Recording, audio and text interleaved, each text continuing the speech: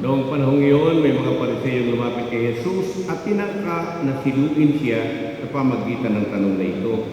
Naaayon ba sa kautusan na hiwalayan ng lalaki ang kanyang asawa sa kahit anong kadahilanan?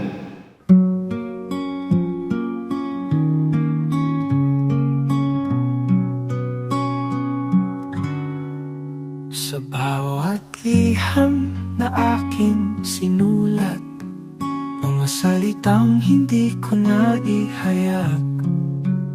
Sa bawat Sumagot si Jesus, hindi pa ba ninyo nabasa sa kasulatan na sa pasimula nilang sila ng may kapal, lalaki at babae?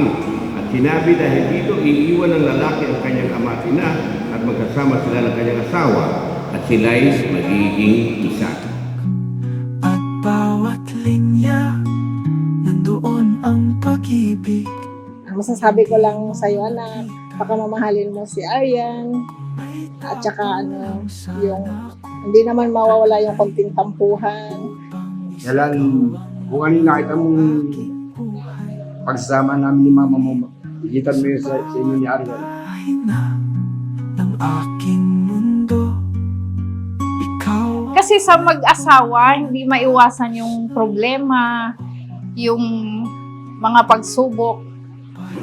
Ano lang, kailangan lang ng dasal. Saka, Thank you sa lahat. Saka sorry kung may hindi ko ako ako yung nagsasalita. Kaya thank you sa ay papa sa akin. Tapos mahal ko sila. Kahit mag-asawa ko, nandito lang ako. mahalaga.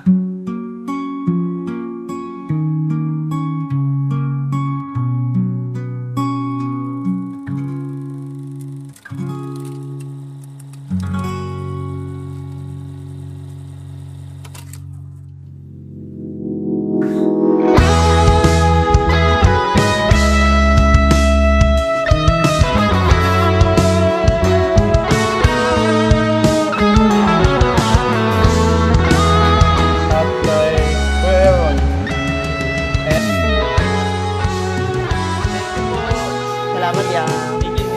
Salamat.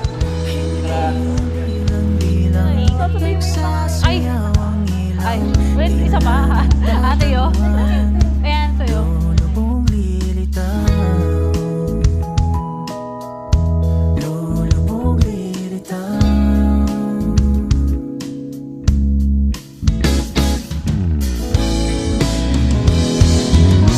Sa dagat ng ingay at silaw, ikaw at ikaw, tanging ikaw.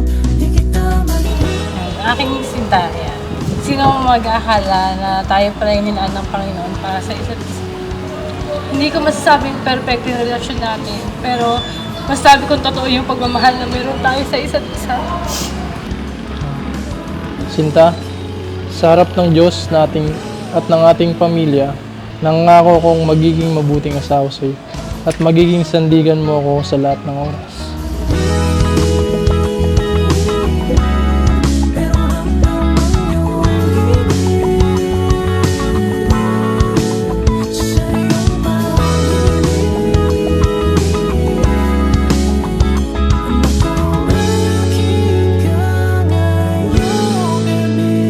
Kakampi mo sa bawat hamon ng buhay. Sa lahat ng tao sa mundo, ikaw ang pinili kong makasama.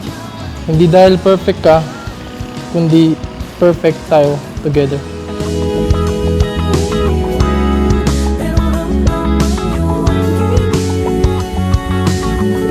Pinapangako kong mamahalin kita ngayon, bukas, hanggang sa dulo ng walang hanggan. Mahal na mahal kita. John Renz, Salisay na Sarabe, Sinta, I vow to honor you, cherish every moment with you, and love you every breath that I take. I love you so much, Sinta, at lagi kitang pipiliin sa bawat araw ng buhay natin at sa susunod na buhay na magkakaroon.